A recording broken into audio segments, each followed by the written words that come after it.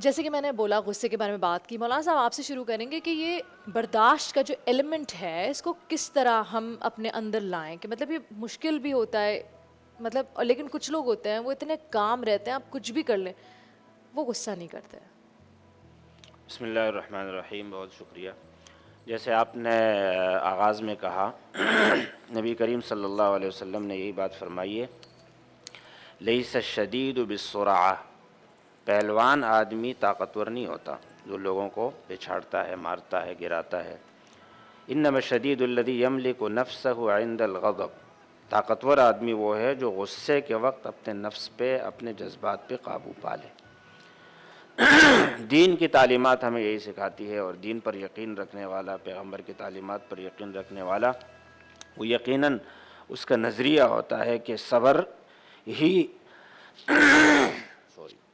بہتر ہے اور اسی میں خیر ہے، جانتے وہ صبر کرتا ہے۔ ایک حدیث میں آتا ہے، من یتصبر یصبرہ اللہ، جو صبر کی کوشش کرے گا، بار بار کوشش کرے گا کہ مجھے صبر آ جائے، تو اللہ تعالیٰ اس کو صبر عطا فرما دیں گے، اس میں برداشت آ جائے گا۔ دوسری بات یہ ہوتی ہے کہ صبر ہم کرتے ہیں تو ہم یہ سوچ رہے ہوتے ہیں کہ اگر میں آگے بڑھوں گا، اگر میں انتقام لوں گا، اگر میں جلد بازی سے کام لوں گا تو میرا کام نکل جائے گا، مجھے فائدہ ہو جائے گا۔ حالانکہ عقیدہ یہ رکھنا چاہیے کہ جو اللہ نے میرے لیے لکھا ہے اسی میں میری خیر ہے۔ بے شک۔ قل لن یصیبنا الا ما کتب اللہ لنا، اللہ نے جو ہمارے لیے لکھا ہے اسی میں ہماری خیر ہے، وہی ہوگا۔ جو ہم چاہتے ہیں، جس کے لیے ہم دوڑتے ہیں، جو ہم اقدام کرتے ہیں، ضروری نہیں ہے کہ وہ ہو جائے، اسی میں ہماری خیر ہے۔ اور اسی کو کہتے ہیں رضا بالقضاء، یعنی اللہ کی تقدیر پر، اللہ تعالیٰ کے لکھے ہوئے پر ہم راضی ہو جائیں۔ اور دوسری بات پھر اس میں یہ ہوتی ہے کہ عموماً بے صبری کہاں ہوتی ہے؟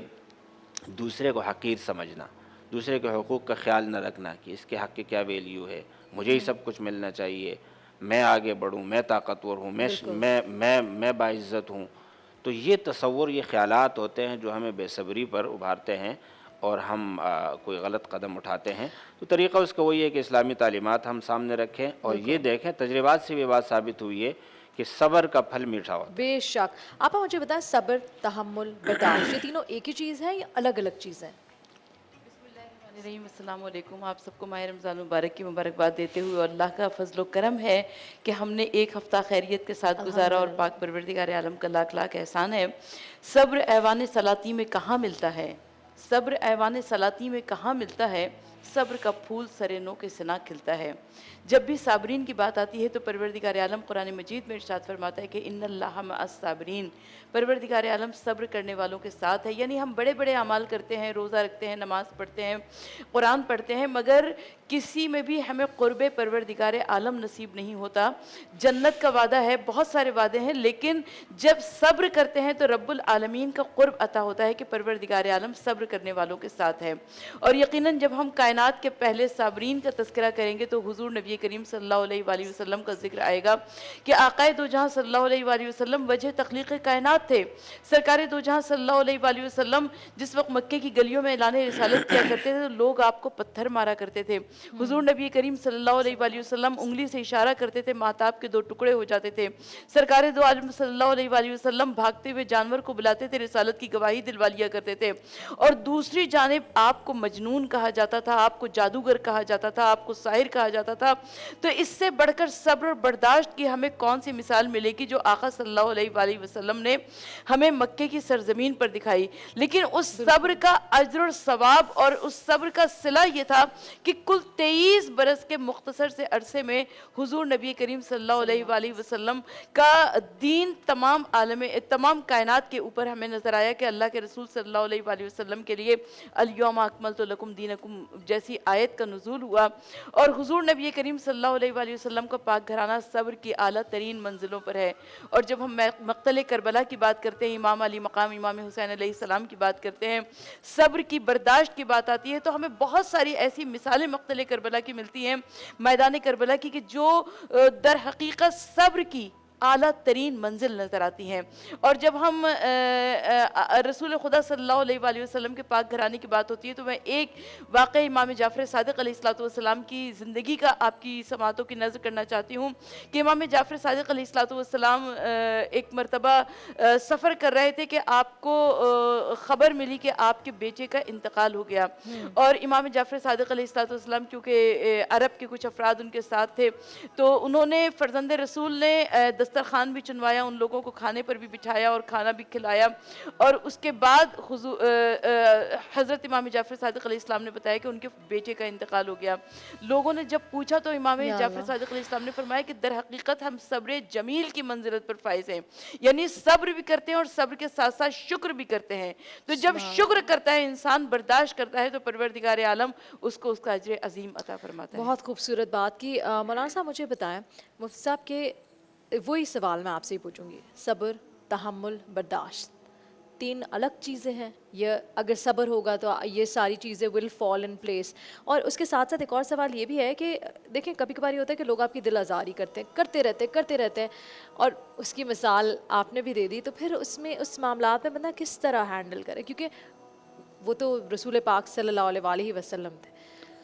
بسم اللہ الرحمن الرحیم۔ دیکھیں آپ کا جو کوشچن ہے کہ صبر، برداشت اور تحمل کیا ایک ہی الفاظ ہیں یا ان کے الگ الگ میننگز ہیں، تو سب تقریباً ایک ہی ہیں۔ انسان کے اندر جب صبر ہوتا ہے تو اس کے اندر تحمل اور برداشت بھی ہوتی ہے۔ دوسرا جو آج کا ٹاپک ہے بہت ہی ایک اہم ٹاپک ہے، حضرت یوسف علیہ السلام کا واقعہ قرآن مجید کے اندر ذکر کیا گیا ہے۔ وہ کنویں کے اندر ان کو ڈالا گیا، وہ جیل کے اندر گئے، تو ہر طرح کی ان کے اوپر آزمائشیں آئیں، ان کے بھائیوں نے ان کے ساتھ کیا کچھ نہیں کیا۔ آخر میں جب اللہ تبارک و تعالیٰ نے ان کو حکومت دی مصر کی، تو انہوں نے وہ جو فرش سے عرش پہ پہنچے تو اس کا جو انہوں نے وجہ بتائی، اس کی جو وجہ بتائی، جو ریزن بتایا وہ یہ تھا کہ انہ من یتقی ویصبر، جو تقوی اختیار کرے گا اور صبر کرے گا تو قیامت تک اللہ تبارک و تعالیٰ کا یہ قانون ہے کہ اللہ تبارک و تعالیٰ اس کو فرش سے اٹھا کر عرش تک ضرور پہنچائیں گے۔ اور قرآن مجید کے اندر فرمایا گیا ہے دوسری جگہ پر کہ وَجَعَلْنَاهُمْ أَئِمَّةً يَهْدُونَ بِأَمْرِنَا لَمَّا صَبَرُوا، انبیاء کو ہم نے لیڈر بنایا، اور اس کی جو وجہ تھی وہ کیا تھی؟ لما صبر، جب انہوں نے صبر کیا۔ تو جب انسان جب صبر کرتا ہے تو اللہ تبارک و تعالیٰ اس کو لیڈر بناتا ہے اور اس کو قائد کی شکل میں سامنے لے کر آتا ہے۔ صبر کے اوپر ہی اللہ تبارک و تعالیٰ نے جنت کا وعدہ فرمایا ہے۔ میں آپ کو یہ بتانا چاہتا ہوں کہ صبر ایک ایسا عمل ہے کہ جس کے ذریعے سے انسان کے اندر تین خوبیاں خود بخود آ جاتی ہیں۔ سب سے پہلے تو یہ کہ انسان جب صبر کر رہا ہوتا ہے تو انسان کے اندر عاجزی آتی ہے اور تواضع آتی ہے، اور انسان ایک ہمبل انسان کی روپ میں سامنے آتا ہے، اور عاجزی اور تواضع وہ صفت ہے جو اللہ تبارک و تعالیٰ کو سب سے زیادہ پسند ہے۔ دوسرے نمبر پر صبر کے ذریعے سے انسان کی جو تربیت ہو رہی ہوتی ہے وہ ہے توکل۔ جیسے آپ نے بھی بتایا کہ بعض دفعہ ایک آدمی دوسرے کو بہت زیادہ ستا رہا ہوتا ہے، کسی نے دوسرے کو جھوٹے مقدمے کے اندر پھنسا دیا یا کسی اور پریشانی کے اندر ڈال دیا، تو جب وہ پریشانی کے اندر مبتلا ہو یا کسی مقدمے کے اندر جیل کے اندر چلا جائے تو اس کے سامنے کچھ نہیں ہوتا، وہ صرف اور صرف اپنے رب کے اوپر بھروسہ کر رہا ہوتا ہے، توکل کر رہا ہوتا ہے۔ تو صبر کے ذریعے سے انسان کے اندر توکل بھی پیدا ہوتا ہے، اور واللہ یحب المتوکلین، اللہ توکل کرنے والوں کو پسند فرماتے ہیں۔ اور تیسری جو خوبی صبر کے ذریعے سے انسان کے اندر پیدا ہوتی ہے وہ ہے آخرت کا یقین۔ اور آخرت کا یقین ایک ایسا وصف ہے کہ جس کے بارے میں آپ اللہ تبارک و تعالیٰ نے فرمایا انا اخلصناہم بخالصۃ ذکر الدار، سارے انبیاء کو ہم نے ایک امتیازی وصف عطا فرمایا تھا، اور وہ امتیازی وصف تھا آخرت کی یاد اور آخرت کی تیاری۔ تو انسان جب صبر کر رہا ہوتا ہے تو وہ صبر اس بہاف پہ کر رہا ہوتا ہے کہ میرے سامنے آخرت ہے، اور آج میں اگر کسی کی تکلیف میں صبر کر رہا ہوں، حضرت عثمان رضی اللہ تعالیٰ عنہ کے اوپر اگر 40 دن تک کھانا اور پینا بند کیا گیا، حضرت حسین رضی اللہ تعالیٰ عنہ کربلا کے میدان میں اگر شہید کیا گیا تو ان کے سامنے کیا تھی؟ آخرت تھی۔ تو صبر کے ذریعے سے انسان کے اندر عاجزی پیدا ہوتی ہے، صبر کے ذریعے سے انسان کا اللہ پر ٹرسٹ اور توکل بڑھتا ہے، اور سب سے اہم جو فائدہ ہے وہ یہ کہ صبر کے ذریعے سے انسان کا آخرت پر اور اللہ کی ملاقات پر یقین بڑھتا ہے۔ یہ وہ فروٹس ہیں صبر کے کہ جو، اور اسی لیے اللہ سبحانہ تعالیٰ نے قرآن کریم میں فرمایا ہے کہ اللہ تعالیٰ صبر کرنے والوں کے ساتھ ہے۔ مولانا صاحب میں آپ سے پوچھوں گی کہ اکثر یہ ہوتا ہے کہ ماں باپ آپ کے لیے سب کچھ ہوتے ہیں، اور آپ کا بھی حکم ہے کہ آپ ماں باپ کی جتنی خدمت کر سکو، ماں باپ کو اف نہ کہو، تو کافی دفعہ ایسے بھی ہوتا ہے کہ ماں باپ زیادتی کر رہے ہوتا ہے، اولاد برداشت کرتی ہے، لیکن کس حد تک اولاد برداشت کرے، یہ کیا اس کی کہاں اس کی لائن ڈرا ہوتی ہے، یہ نہیں ہوتی، یا آپ صبر کرو؟ بسم اللہ الرحمن الرحیم، بڑا اہم سوال ہے۔ بچوں کے بھی حقوق ہیں، والدین کے بھی حقوق ہیں۔ ہمارے ہاں والدین کے حقوق اتنے بیان کیے جاتے ہیں کہ بچوں کے حقوق کو کوئی بیان ہی نہیں کرتا، حالانکہ وہ بھی انسان ہے، ان کے بھی بڑے حقوق ہیں۔ اور اس میں پھر ایک حدیث میں آتا ہے انت ومالک لابیک، کہ تم اور تمہارا مال یہ تمہارے والد کا اور تمہاری والدہ کا ہے۔ یعنی مال میں وہ جتنا تصرف کرے، جب بھی کرے، بڑھاپے میں، جوانی میں، آپ کے بچے ہیں نہیں ہیں، وہ ان کا حق بنتا ہے، پوچھے بغیر بھی وہ آپ کا مال صرف کر سکتے ہیں، اس میں دخل اندازی کر سکتے ہیں، دے سکتے ہیں، لے سکتے ہیں۔ مال کے معاملے میں تو یہ ہے۔ اچھا، جہاں تک ان کو سزا دینے کا اور ان کو ستانے کا وہ ہے، اس کو عربی زبان میں کہتے ہیں تعدیب۔ تعدید، تعدیب، دیب، ادب سکھانے کے لیے تھوڑی سی سختی کرنا، تو تعدیب کے حد تک جائز ہے۔ اب جہاں تعذیب شروع ہو جائے، عذاب دینا، جس کو ہم ستانا کہتے ہیں، عرف میں ہم اس کو سمجھ سکتے ہیں کہ بھئی تو بچے کو ستایا جا رہا ہے، اتنا مارا جا رہا ہے، اتنا دبایا جا رہا ہے، اتنی اس کی بے عزتی ہو رہی ہے، وہ تو اس کو خراب کیا جا رہا ہے۔ اس لیے کہ جو رویہ والد کا بچوں کے ساتھ ہوگا، والدہ کا ہوگا، بڑوں کا ہوگا، وہی پھر اس کے بنیاد پر اس کی تربیت ہوگی، اس کا ذہن بنے گا۔ صحیح، کل کو وہی سارا کچھ وہ اپنے بچوں کے ساتھ یا دوسروں کے ساتھ کرے گا، تو ہم اپنے رویے سے ان کو ادب سکھائیں، پیار سے ان کو سمجھائیں، اور اگر کہیں بہت ضروری ہے ان کو تھوڑا سا مارنا یا تھوڑا سا ان کو ڈانٹنا، تو اس کی یہی حد ہے کہ وہ تعذیب نہ ہو، عذاب نہ ہو، تأدیب ہو، یعنی ادب ہو۔ بالکل۔ یہاں ہمیں مفتی نور رحمانی نے ابھی بھی جوائن کیا ہے۔ مولانا صاحب کی بات سے میں کنٹینیو کروں گی۔ کبھی کبھار یہ بھی ہوتا ہے کہ بچے دیکھتے ہیں ان کے فادر کیا کرتے ہیں، پیرنٹس کیا کرتے ہیں، وہی وہ سیکھتے ہیں۔ تو میں نے بہت ہی، کیا بولوں، بہت ہی افسوسناک ویڈیو ایک دیکھی تھی انٹرنیٹ پہ، جس میں کیا ہوتا ہے کہ جو فادر ہے وہ اس کی اماں کو مارتا ہے، تو بچہ بھی کیا کرتا ہے، جب امی کھانا کھلا رہی تھی تو بچہ بھی غصے میں آ کے اپنی اماں کو، نہیں اماں یہ مارتا ہے، ہاتھ اٹھاتا ہے ماں پہ، آف کورس منہ پہ نہیں، لیکن یہاں بیٹا کرتا ہے ایسے۔ تو مفتی صاحب مجھے بتائیں، جو آپ دکھا رہے ہیں بچوں کو، تو بچے بھی اب وہ اسی طرح کا بیٹا بنے گا، اور پھر جب شوہر بنے گا تو وہ یہی کرے گا اپنی بیوی کے ساتھ۔ کتنا امپورٹنٹ ہے اگر تعلیمات کی تربیت کی بات آ جاتی ہے۔ نحمد و نصلی علی رسول الکریم، اما بعد، فاعوذ باللہ من الشیطان الرجیم، بسم اللہ الرحمن الرحیم۔ تمام تعریفیں اللہ سبحانہ و تعالیٰ کے لیے، اور درود و سلام اللہ کے رسول حضور محمد رسول اللہ صلی اللہ علیہ وآلہ وسلم۔ سورہ لقمان کے اندر حضرت لقمان کا مکالمہ ہے، کنورزیشن ہے اپنے بیٹے کے ساتھ، اور اس میں جو لفظ استعمال کیا ہے وہ یا بنیہ کا استعمال کیا ہے۔ اور یا بنیہ کو آپ اردو میں کہہ سکتے ہیں اے میرے لخت جگر، اے میرے جان جگر، اے میرے نور نظر، اے میری جان، اے میرے سب سے پیارے عزیز، اے میرے چاند، اے میرے گڈو، جو بھی آپ اردو میں کہہ سکتے ہیں۔ قرآن مجید فرقان حمید نے وہ لفظ استعمال کیا یا بنیہ۔ تو اس کا مطلب یہ ہوتا ہے، قرآن یہ چاہتا ہے اور اسلام یہ چاہتا ہے، اسلام کا مطلوب یہ ہے کہ آپ جب بھی اپنے بیٹے یا بیٹی کو مخاطب کریں گے تو آپ کا انداز تکلم میں انتہائی محبت اور شفقت ہونی چاہیے، یہ اسلام کو مطلوب ہے۔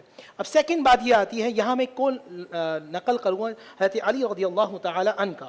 حضرت علی نے فرمایا کہ جب تمہارا بیٹا 7 سال تک کا، بیٹا یا بیٹی، والد اور والدہ دونوں کو مخاطب کیا، جب وہ 7 سال تک کے ہیں تو تم ان کے غلام ہو۔ جب وہ 14 سال کے ہو جائے تو یعنی 7 سال کراس کریں، 1 سے 7 سال تک تم ان کے غلام ہو، صحیح، 8 سال سے لے کر 14 سال تک وہ تمہارے غلام ہیں۔